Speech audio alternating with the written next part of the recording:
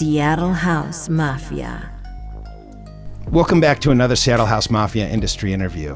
In this episode, we sit down with multi-talented Seattle DJ, producer, and vocalist Rachel Vick. We talk about a lot of things in our chat, but specifically, we discuss how her unique foundation in both music and athletics has created a focus and drive that continually pushes her own evolution in dance music forward.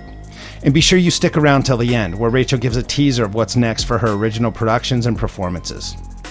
To stay up on all things Seattle House Mafia, be sure to like and subscribe. But for now, sit back, enjoy the show. Seattle House Mafia. Welcome to the latest episode of Seattle House Mafia Industry Interviews. I'm Phil, your host, and here we are in the super secret Seattle House Mafia HQ. Our guest today just performed the opening set for Black Loops. That was at Monkey Loft. In 2021, she released an album of 9 original indie dance tracks, yeah? She's done multiple collaborations with our good friend Tony H, featuring her vocals. She has provided vocals also for a remix by Pete Moss of ASW's Say It Right, out on Uniting Souls Music. Mm-hmm. This year, she also opened for Katama with Routine and had her flammable debut going back-to-back with your partner Sully. Mm-hmm. We're going to talk about that.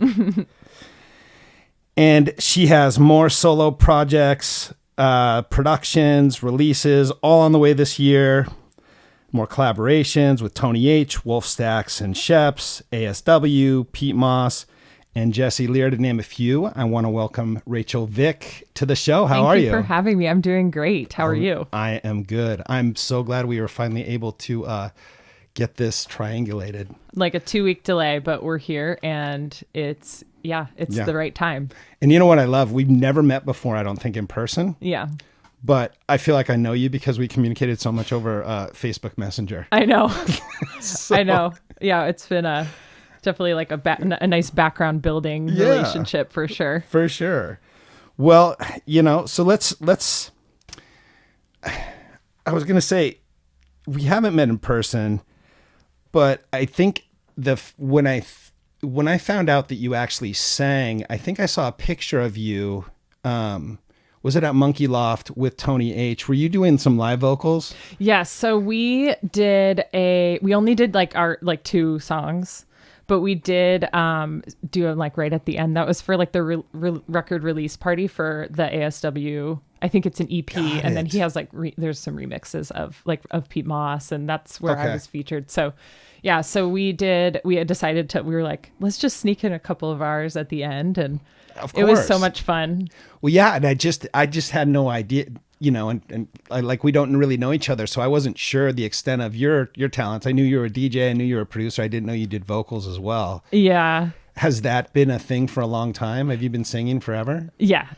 I definitely started with piano and singing when I was very young. Okay. Like first grade, probably right, when you start grade school, and then never stopped singing through senior year of college. And I had an awesome choir director. Okay. And she, I'm really fortunate to have gone to the high school that I went to, for both visual arts as well as music. I feel like I learned, everything that I need, and I took art courses in college that I was just like, oh, this is nothing new for me. I don't have anything more to learn from this, which was interesting. Not to say that I'm I don't mean to say that there's nothing more to learn, but I feel like I have a really strong foundation from my high school experience.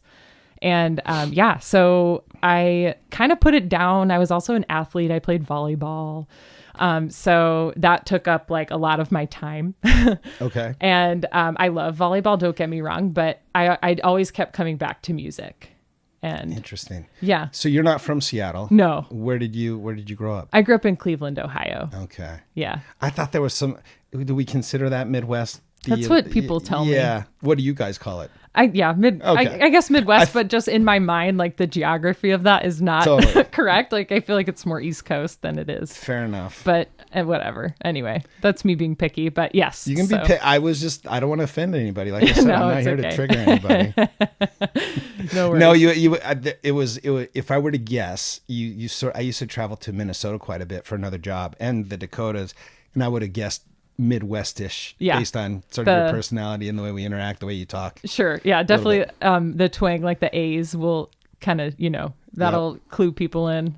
So you grew up in Cleveland, Ohio, and then when did you, and you were doing music for a long time, but it sounds more like sort of classical choir. Yes. Okay. So I kind of started there, and I was also playing sports. So like music and sports and art were kind of my lanes. Okay. And then I reached a point in, I'd say probably, like high school when I started getting pretty good at volleyball. And I decided that I wanted to like pursue a scholarship. And so I had to I quit basketball. I kind of had to quit piano lessons. Kept singing because that was something I could do at school, not in my extra time.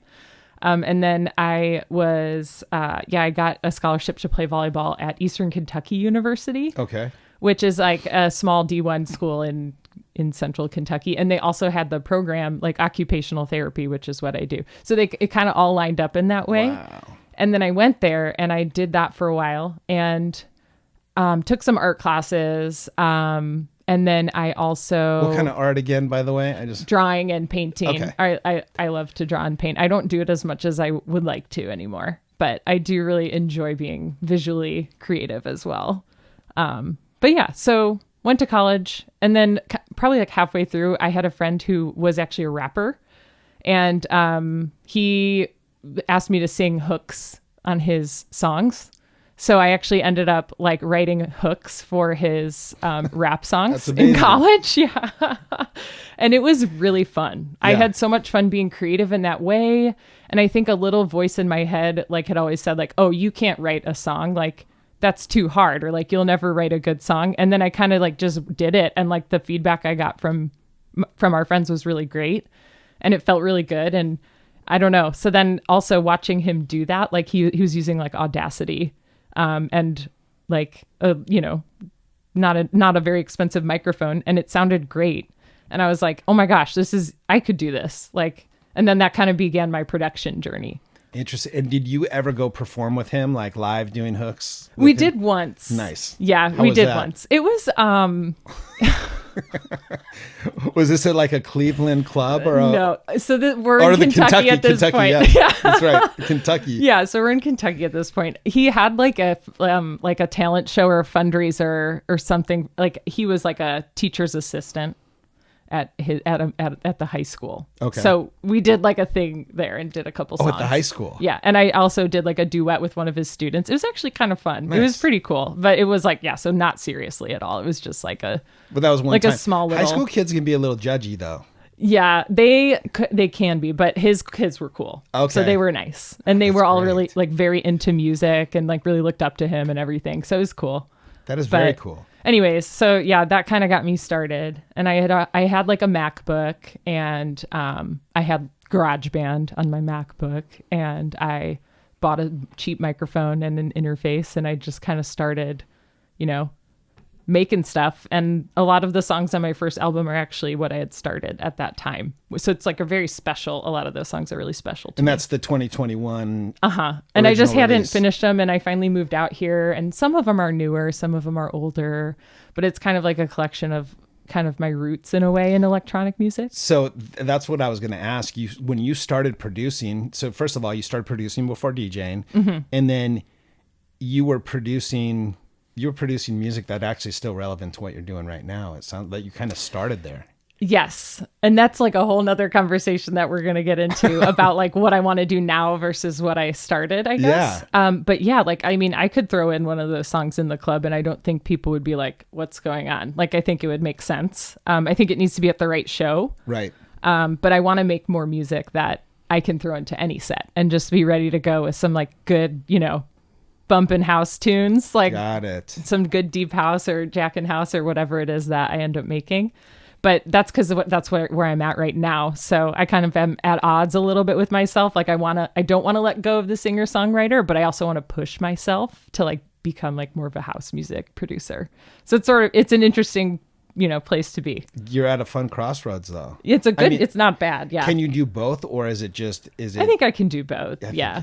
I think I can. I think I just, if I start a house track, I immediately am like writing lyrics and melodies, and it becomes an indie dance track. Like, it's a little story. I have to I have to restrict myself because it just like, it can get like, it can become like a full song, very fast versus just kind of like, house is kind of simple. If you really listen to the elements of some tracks, it's just like 4-bar loop of a really groovy like chord. And like, I feel like more time is spent on the production of that sound than of the whole like structure of the track even. Like, I don't actually think that's, but I'm just kind of saying that I think, trying to kind of restrict myself. Yeah. And get into the details of those sounds. Do the whole thing and then just do a dub edit, and yeah. Right. I need to do that. I need to try to do that as well. Yeah. But yeah, so that's kind of my background. No, that's very cool. The origin story with the production, I get where that started. And then how did you launch into DJing? So, okay. So in college, I was getting into like listening to like a lot of indie dance music. Okay. Like I don't know if you know Sylvan Esso. I've heard the name, they're but one I can't of my say favorites. I'm super familiar. It's okay. And even when they're putting out new stuff, some bands that they put out new things and you're like, they're kind of losing. I mean, their first album is the best for sure. Okay. But I just like, they're still making things that are like interesting and unique and like in touch with their roots. And I've always really liked them. So anyway, that's a good reference to see some of my inspiration, I guess. Okay. And then, where were we at in this? Well, no, I was, no, that's totally I lost fair. my train of thought. No, I was just asking, about where the DJ journey started, but now you made me want to go back a little bit and ask you this first, which is, how often when you're making a track are you putting your own vocals in? Is it like 100% of the time because it's about your vocals a feature piece? Yeah, if it's a song that I want vocals in, then you're the one doing the vocals. Yeah. I love that though. That's very it's cool. fun. I mean, I'm trying to get a little bit creative with like, how can I morph this sound to kind of make it not sound like me sometimes too. Right. So I'm playing around with some of that stuff too. But anyways, so indie dance was like where I kind of got into it. And then I found the artist Amtrak. Okay. Who's kind of big, he's a big DJ now and everything. And like his first album, like Came Along, is what has like some really cool like indie dance sort of leaning stuff. Kind of more almost on this experimental kind of interesting side. And I just but then also he had some like, 4 on the floor groovers. And I was like, this is like, I didn't know anything about house. And I was like, this is what I love. And I just started kind of trying to make it, and I didn't. So that's kind of where this like blend came from of just like, I don't really know what house is. I don't really have a frame of reference for a lot of artists, but like, I know I like this kick and I like the clap and I like the danceability of it. And so that's kind of where I think when I am writing music, it ends up kind of being this actually kind of interesting blend of like a thumpy house track with then like you have like this like lyrical expression. That's an element of it too. So it's kind of cool. No, that's very cool. And I think so many, and I'm not trying to, this is not to degrade any producers, but a lot of times the vocal hook or the vocal sample or whatever, they pull that from a library. Mm-hmm. And so it's something special to be able to do your own vocals. Whether you're sampling yourself or you're doing a full, Yeah, and I think I love to like Wolf Stacks reached out to me because he was like, I have this track and the vocal sample's just not like, can you write? And I wrote it and it became a complete, like, I think that's the best part is just like, if someone sends me a track to write to, like Tony, like it'll just transform into this other thing. It's just a really cool experience to get to do that. So I love to collaborate with artists here because of that, like blending our two stories. Yeah, that's super cool. Yeah. Very good. No, I'm learning a lot. So then now we go back to my original question, which was, when did you transition into DJing? What was the journey probably there? not until I moved here. I think so. I got my degree, and I ended up like wanting to leave the East Side a little bit, like just to go out on my own. I felt the kind of need to like establish my roots somewhere and find my people, I guess. And not to say that I didn't have close friends or relationships at home, but I just kind of felt this need to like, I need to be around like a lot of creative people. And so I was I had been out to the West Coast a couple times. I really liked the energy here and the vibes. And, but I'm also not really like a beach girl necessarily. So that eliminates like half of play volleyball. How could you not be a beach? Well, I played indoor. Yeah. In the gym. Yeah, in the gym. I did try to play a little bit when I first moved here, and I got to a place where I was like, okay, like I'm getting better. And then the pandemic hit. So anyway, so that's the journey there. But yeah, so I moved, I kind of like I did do a little bit of research about like house music. Cause I was like, where are the clubs? Like, and what year are we talking, by the way? Probably 2018 when I was kind of like, I finished my degree. I was working at the college for a semester just to like make a little bit of money and figure out what I was going to do next. So I kind of took like a breather moment, and like, I was just like looking on like Instagram, and I actually saw a video of Monkey Loft. Okay. And like a lot of them were, I don't know, I just couldn't find like the like that kind of like deep sound. And that's funny. We were just talking about how Seattle's like has such a deep sound.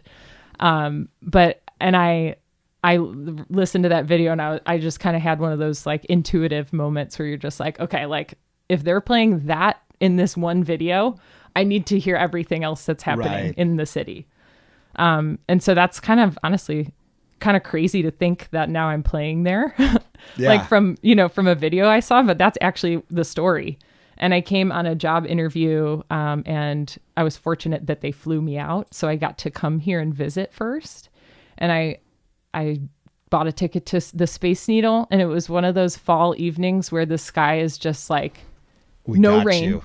Oh, you got it. I was sold. I was like, it was the most beautiful sunset from the Space Needle and I was just like, okay, like there's water everywhere. I lived by the water, I grew up by the lake. I grew up by the water. I grew up by industry in the city in Cleveland. And it had this feeling of being at home, but like times 10. And there was like good music and just opportunity here. And I was like, this is where I'm going to like create, like become who I am. Right. I had that kind of sense.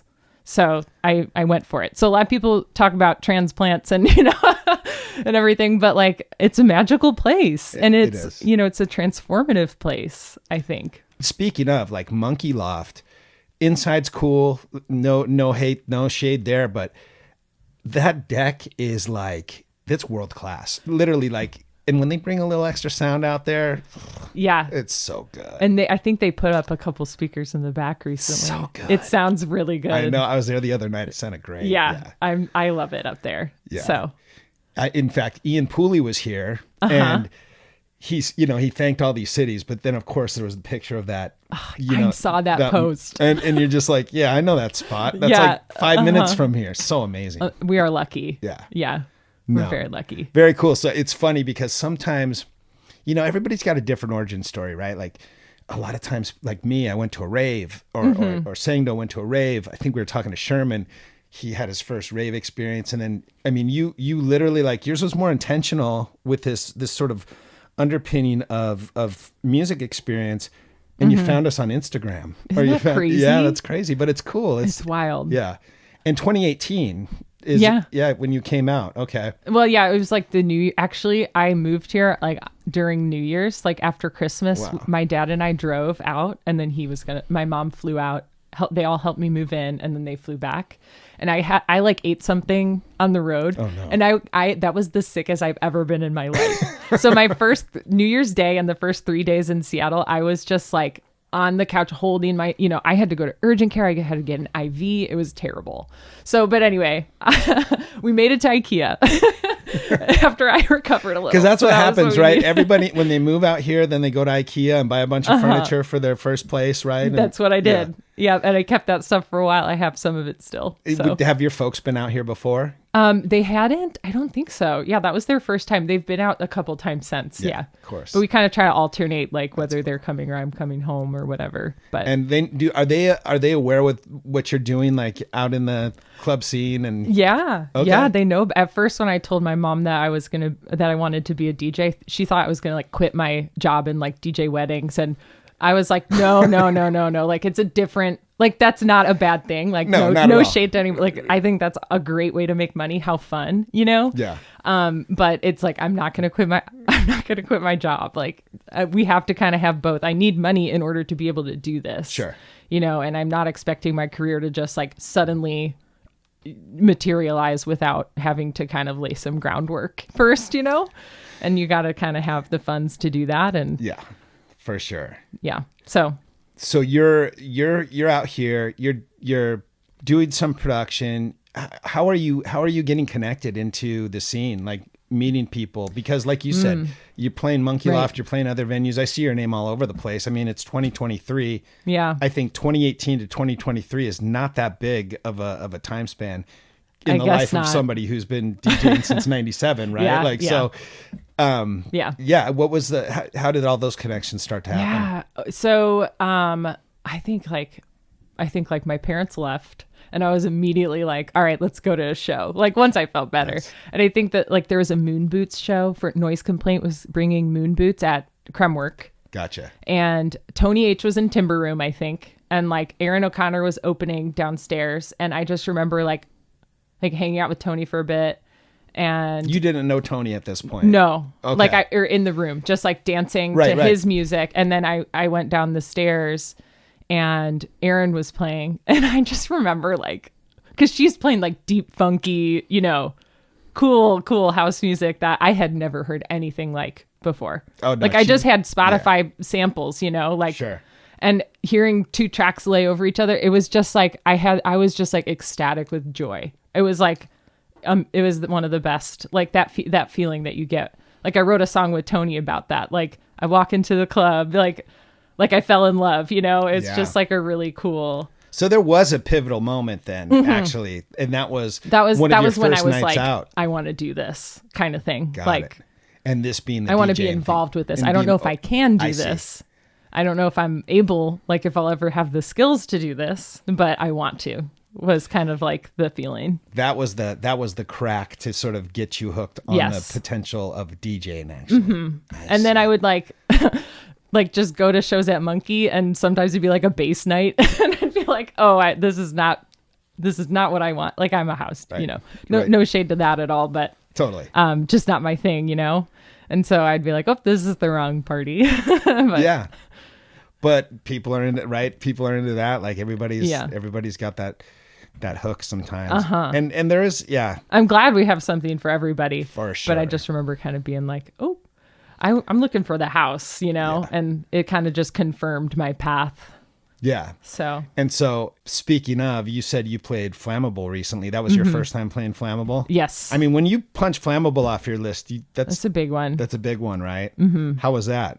It was the best crowd that my partner and I have ever played for. It's fucking unbelievable, right? Yeah, it was. And we got, like, Wesley booked us on a holiday weekend, which was super lucky. So we had this, like, energetic crowd that was just ready. And it was just, like, the most amazing connection. I mean, they'll like, clap when you're switching bass lines. That when you drop the bass out, they cheer, like they know what's going on. So you better bring it, but they know what's going on. It's a very educated, fun crowd. Right. Yeah. It was a ton of fun. Yeah. Memory forever for sure. I hope to be back. That's for sure. So were you and your partner going back and forth like 3 tracks, or what were you guys doing? I think we did ones the whole time. Wow, that's so fun. Yeah, we did once the whole time. So, and how often do you guys play together? Well, he kind of like, I mean, him and Amy as well. Yeah. They were, because when I met, so I'd been in Seattle for a while on my own. And then Sully and I were at we've talked about, like, he was at that Moon Boots show. And we have been at a ton of parties that we never met. Right. And then, like, during the pandemic, we met on like this online stream. It was, and like there was a Zoom room and like we started chat. I know it's ridiculous. It was for Uniting Souls. Sure. And like it was just, so we started chatting on there, and then made coffee date and canceled it 3 times because the governor told us we had to stay inside. And finally we got coffee, and then we just kind of like never stopped hanging out. Yeah. So it was kind of like instant, you know? So it was really nice. And we were very happy to meet each other. But that he introduced me to Amy and Alfonso, who were his pandemic buddies. Amy being Snapdragon. Yeah, Snapdragon and Alfonso Tan. So 2 amazing powerhouse DJs. Sure. And Sully's an amazing DJ. So I had this kind of like little community to learn from.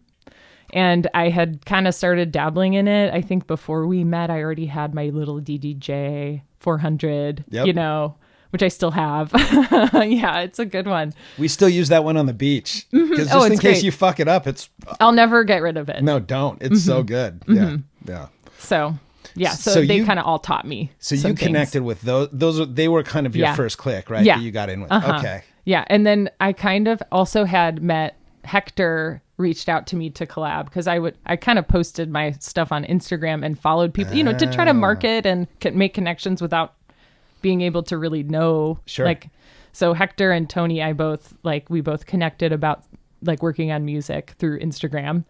It's crazy, but that's just the world we live in, you know? But so then from there, I started kind of collaborating with those folks on productions, which also kind of added to my bucket of people that I knew.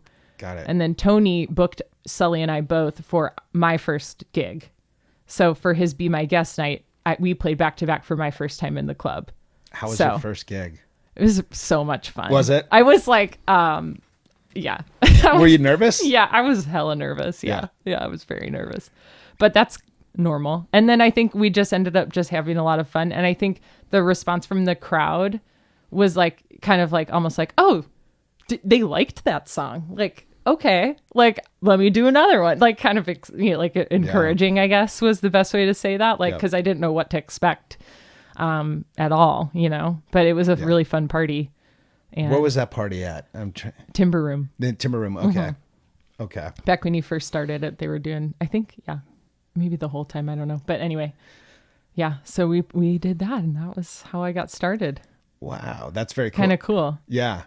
And you also got a new boyfriend, partner, whatever out of the whole thing. And it's always fun to talk to people about how they've kind of connected into the various scenes, because you start to see, like, in one way or another, it seems like, you know, when I was talking to Tony last, I mean, he just go after it, and he'll just like put, like, we talked to him about, you know, how do you know when to get a manager? And he's like, I put a post on Twitter. Yeah. It's just, I think people don't understand, like, the stuff doesn't just get handed to you, but if you put yourself out there. Right. And I did that for my first couple years. Like. I like, because I knew what I wanted was to be involved in the community and be a part of it and be a creator in some capacity. Like, I didn't know exactly what that would become, you know. I also knew that I wanted to eventually be singing in the club, and we did that. Like, I accomplished that. I did. So yeah, I just think that, like, in order, like, you can have your dreams, but you kind of have to plant those seeds and take that first step. Yeah. And then the next 4 steps might just kind of tumble. Like, you don't even have to do anything, you know? Yeah. So, but putting yourself out there, and, like, I think I introduced myself to Tony and Timber Room, and then he added me on his Facebook group, and I shared my Instagram when he posted for music. And so if I didn't say hello to him, he never would have heard anything that I did, and we wouldn't have been able to make that connection. So I think trusting your gut and taking those little leaps of faith, and being, you know, I mean, comfortable with rejection is never easy, but just being willing to take the risk of being rejected. I think important. I mean, if I look at the bullets, right, you moved out to Seattle by yourself. You started going out by yourself. Yeah. You started introducing yourself to people by yourself, right? And then you started connecting with people without any, just proactively. Yeah. Yeah. I mean, that's what you got to do, right? I don't think everybody understands that sometimes. Honestly, maybe that's just me. No. I mean, I think for a lot of people, they don't get it. They don't kind of connect the two. You know, they want this thing, and they almost feel entitled to this thing, but they don't necessarily understand that, like, there is a grind. There's some level of grind all the way through. And I think being an athlete for 12 years, I played volleyball. Like, I know what that is. Like, I know what it means to like show up and like and just like get in the game. You know, you have to participate. Embrace the suck a little bit. And you have to embrace the suck, and you have to take risks. Yeah. And like, I'm not always going to feel 100% confident that I can beat the person across from me, but I'm going to show up. And not to say that this is a competition, but I think it helped to foster that sense of like willingness to take a risk. So would you say, that's probably fair to say that a lot of this drive kind of came from your athletic background? I think so. And even recently, like, because I kind of like, so here's the story for Flammable. Like, let's hear it. So I was like freaking out. I think, so we were on like gear that I wasn't as comfortable with, that I hadn't played on before. So CDJs I was nervous. And the 900 they or were, whatever. Yeah, they were older. Yep. So I was really nervous. And we were mixing a little bit like beforehand. And the song that I picked to mix was like a 90s track where the tempo kind of oscillates, like the beat grid's all fucked up. It runs around on you a little bit. And and like the hi-hats are like, so I like did not mix it well. And I had this moment of being like, oh my God, like I'm going to screw this up, and then like we went in the green room, I expressed my feelings, and then I was like, you know what? No, like we're not going there, because if I go there, then the whole night is just going to spiral in that direction. Yeah. Like I need to show up like I'm a volleyball player right now. Like it doesn't matter if this is the world championship or, the finals. Like I have to show up and do my best and trust that I'm going to do a good job, and that I have skills that I can bring to this. And I had this like complete 100% like flip of just like my mentality and the way that I was going to show up for that. And it was the best show. Like it was like, I felt empowered. I felt so powerful. It was really cool. How healthy of you, right? No, that's awesome. I mean, it was hard, but if I didn't have that experience of like having to do that for 12 years, like I don't think I could have. It's hard. I feel like I'm turning into kind of this struggle. I get kind of fetishy now about hearing people struggle, because it's so interesting. And I make these assumptions about people, because they seem put together, they're great DJs, they're super talented producer, whatever, that it's a gift, that it's just like they've got, and there's probably part of that, right? Yeah. But again, it's if you don't have the work, like you can't materialize the gift or like see it to your full potential. So totally, yeah. So on that note, I mean, as far as we're kind of in today, right? Like, where are you at today? What's good? What's bad? What are you looking to change? Where's the next evolution? Is there something? Well, it's funny you say that, because I'm actually planning this August, like my partner Sully and I are both going to revisit intentions that we set probably a year ago. Like we still have them written down and folded up in a little, and we're going to, did you guys do these together, by the way? We both set our own. So they're both in there. We're going to burn them, because I feel like I don't know what's next right now. And I need to like release some things to like be able to welcome in like what is my long-term, like I've accomplished a lot of the short-term goals that I had since I've been here. So I need to like think about like my next long-term goal and what are the short-term goals that I'm going to have next, I guess. So I don't really know. I'll say that there is a big show in November, and I'm writing a ton of new shit for it. And I'm not going to do like any live hardware. I think that's in my long-term future. I would love to be able to do that and do more of the indie dance band thing. Right. Would be amazing. Like would love that. Or like a Crazy P situation where, you have maybe a 3 or 4 piece band sometimes, or then you just have the DJ, but you have those vocalists. And so that's really inspiring to me too. So I don't really know like where my next step is, but I have some like ideas about what I want that to be, but we just need to I need to clear out what has come so far and open up some space and set more intentions. So very cool. Those are some of the most interesting times, right? Where you don't really know. You've accomplished you've accomplished a pretty fair amount of, cool things in a short period of time. Thanks, respectively, right? I think so. I mean, I'm not like, a seasoned veteran DJ, sure, but I think I do have something special that I want to continue to share and build on. And I appreciate you giving me the space to talk about it. I mean, that was, I think there was something just about you and your presence, even online, that I was like, I would really like to talk to her and just get cool. it. And I was talking to you. I'm glad to talk to you too. Well, so here's what's funny. I was talking to you about coming and doing this before this was even a thing. You know what I'm saying? Like I reached out to you a year before. I remember. I was just like, I need to talk to this girl. And cool. we didn't even have a thing yet. Right. So. Yeah. And then when you reached back out to me, I was like, he did it. I was like, oh my God, yes, it's happening. So it was like a cool. I wouldn't have done it without my awesome team, but right. we're doing that.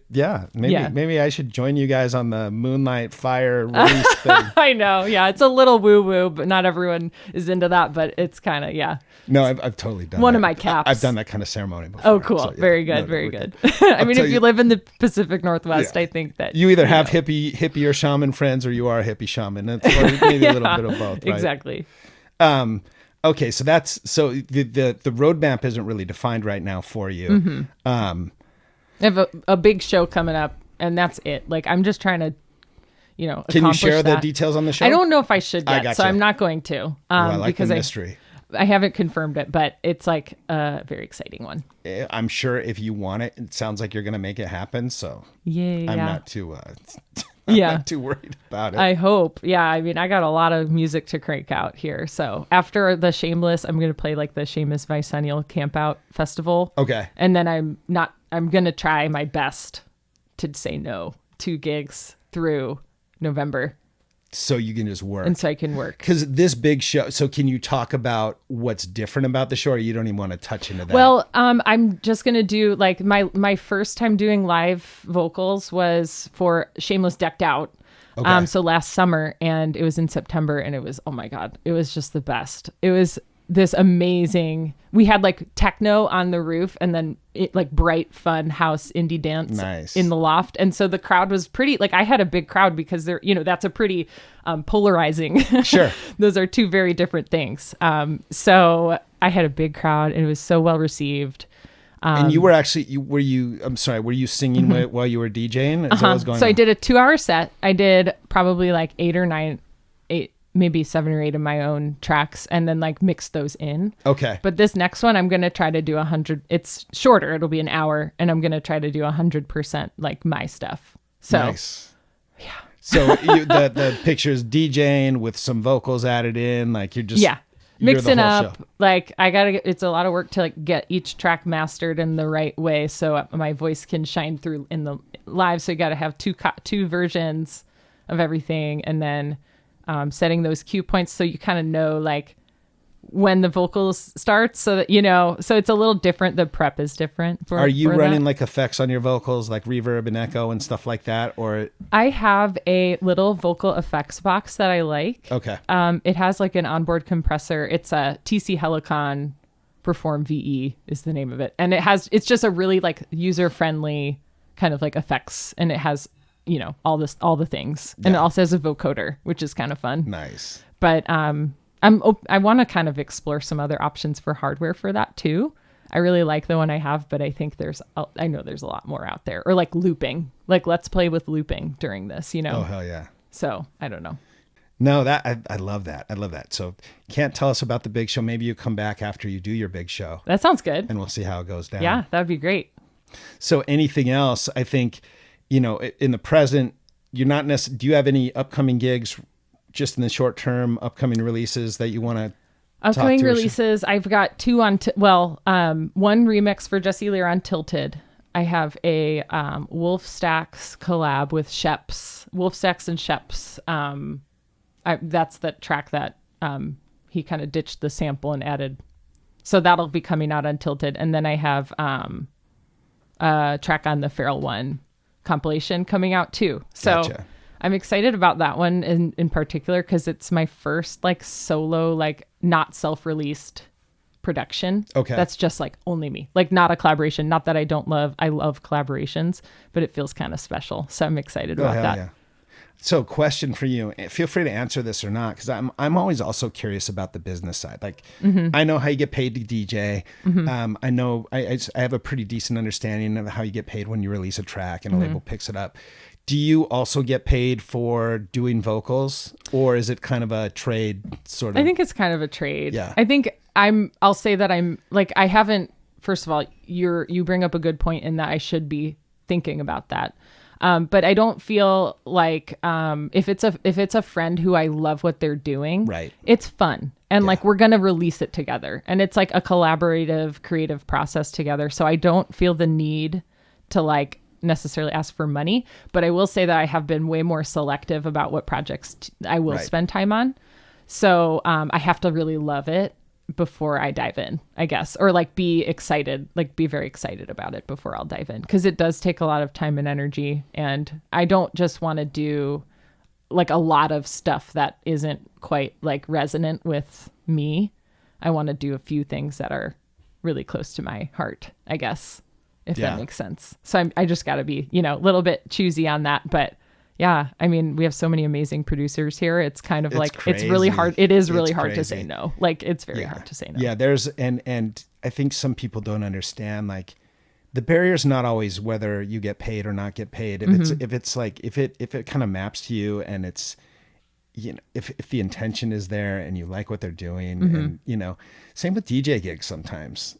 I love to get paid for DJ gigs, but I also love to play like with Paul and Sangdo for free on the beach. Totally. And we have like so much fun, and so I mean, we love it. We love to do it, So I think, picking and choosing, thinking about how much time is this for me to do? Like, what's the investment? What else do I have going on in my life right now? Can I afford to spend a couple hours and not, receive? Right. So I think that, always kind of weighing those factors, but I mean, we love it, so. Would there ever be a time, if you were sought after sort of nationally or internationally, where that would sort of become a part of your financial plan, where you were getting paid to do? Maybe. Yeah. I don't know. I mean, I think regarding making like more of a career out of it, I don't know that I would say that I want to be like a world-renowned DJ. I'm always going to be a DJ. I love DJing. But I think that I'm almost thinking like for the big career goal, like being that lead singer in like a synth indie dance, like hardware kind of like, I don't know if you've heard Blue Hawaii before, but like something familiar, that's okay. They're a duo too. Like Sylvan Esso's a duo. They're I don't know if they're married, but I think Sylvan Esso, the two are married. But anyway, it's cool. It's just like, you need two people, like, and you guys can have a whole band, like with all the drum machines and everything. So I don't know.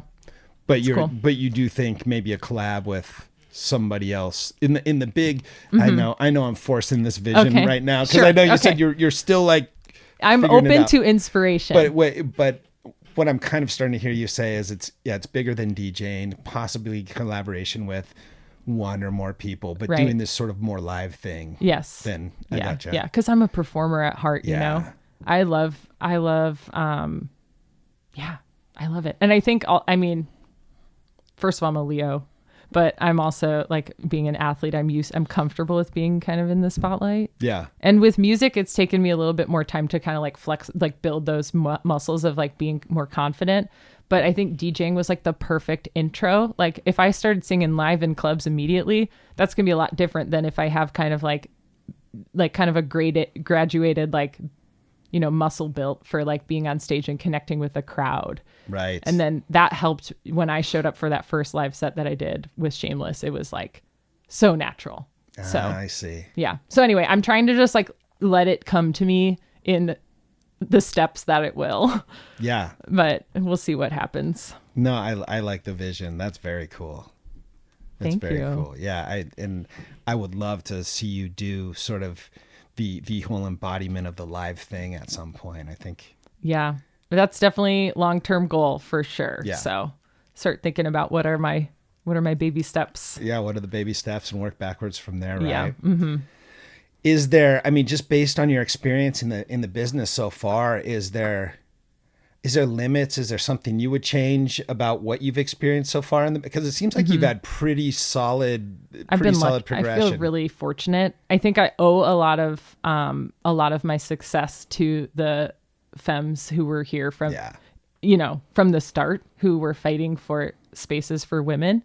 And that's, obviously I immediately jump and talk about being a femme in the scene, but I think it's important to just like recognize them and like be thankful for the like I haven't had too many difficulties regarding like finding opportunities and taking opportunities. I think that's for a lot of different reasons, but I definitely think one of them is that there has been a lot of hard work put in. Yeah.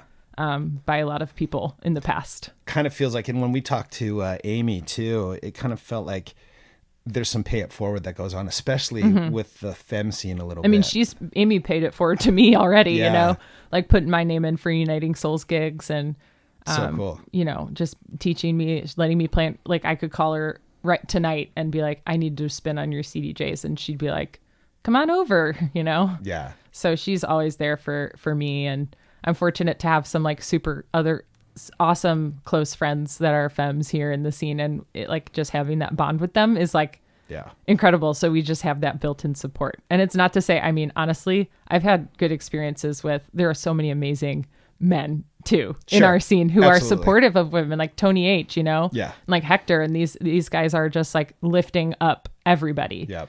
I mean, I think that's what makes our community kind of special. Yeah. So, yeah. It sounds like you're dialed into a pretty good crew. I think I am. I'm lucky with my people. For sure. Outside of just music in general, I mean, are there other hobbies? This is one of the things I always forget to ask people. Like when I want to give a well-rounded sort of picture of who Rachel Vick is, like, are there other things that you do for fun outside? Yeah. I mean, I like to hike. I'm into reading fiction these days. So I'm kind of on like the murder mystery train. Nice. And I like to, I mean, I used to paint and draw a lot more than I do, but that's still a part of what I enjoy. And volleyball, not playing as much now that the DJing has taken off. But it doesn't mean I couldn't get back out on the court and play. Yeah.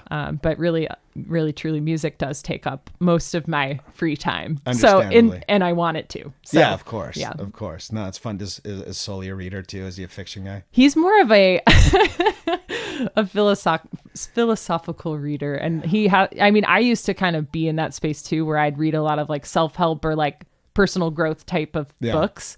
And, you know, I was like, I just need to have some fun and just read for fun. Like it kind of took a little bit out. I did a lot of work on myself throughout this transition and like coming into Seattle and everything, and learned so much about myself that I'm like, I've done enough. Like I need a break. Like I just need to have fun for a couple of years. Like the next thing that comes up, I will dive back into the deep work. But so anyways, that's sort of, but he does really enjoy, I think, being reflective. And he also will read like books about architecture or like history and sort of like, he likes the real world too, I think a lot. And he loves Japan. And so, so I'm envisioning a DJ book club is where I'm kind of going with this whole that would question. Be cool. This is what I'm thinking. I love that idea. I am in. Sign me up. Me too. Me too. I don't know about architecture books. Though, I know. So well, there's a lot of pictures. So that's if there's pictures, that's yeah.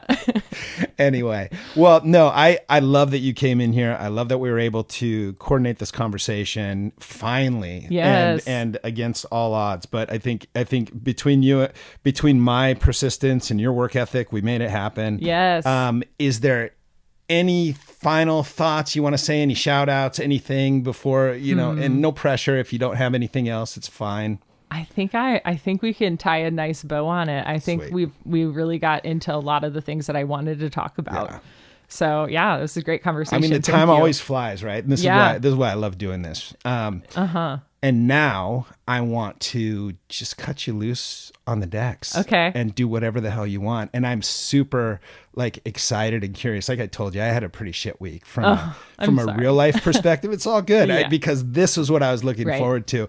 And now I'm even more excited to hear, what are you going to play? Oh gosh. Yeah. Do you want me to tell you? No. Oh yeah. If you want to, if you want to preface it a little bit. I think I'll just say this, that I kind of have these two sides. Like I have the fun, bright, indie, new disco side. And then I kind of have my Jack in House, UK warehouse side. Okay. So we're going that way today. I love it. Okay. I think the whole crew who's here is going to love it. Okay.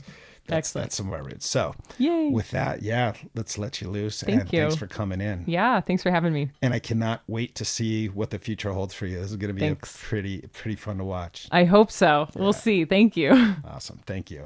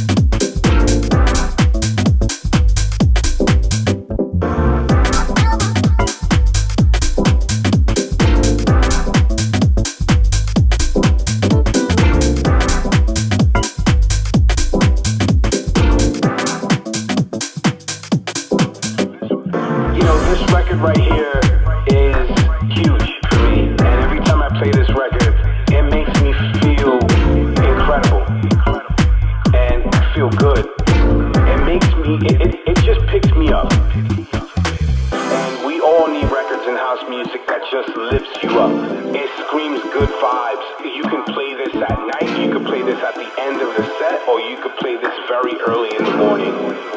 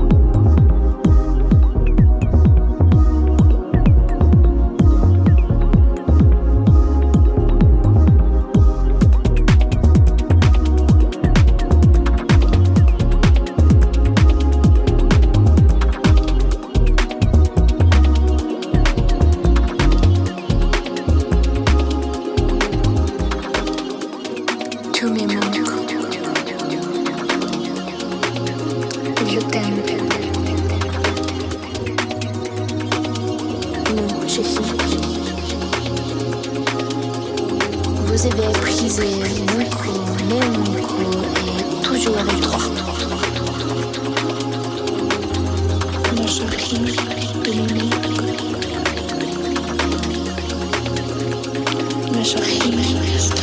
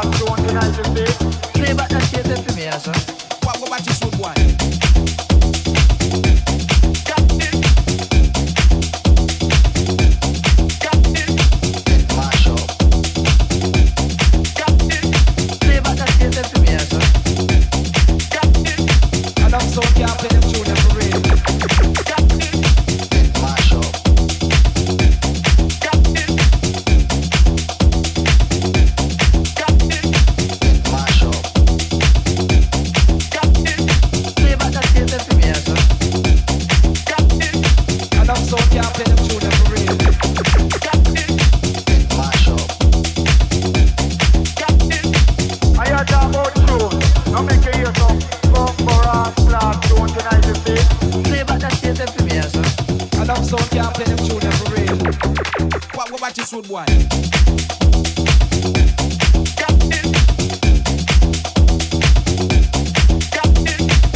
Mash up. And I'm so can't play them tune them for real. Play back that tape them for me, sir.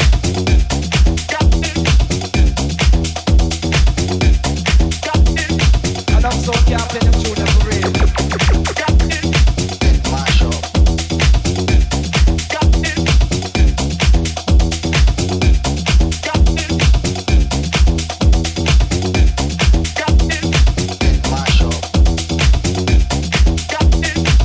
So can't play them tune them for real. What about this wood one? Mash up. Play back that tape them for me, sir. Mash up. And I'm so can't play them tune them for real. What about this wood one? Mash up.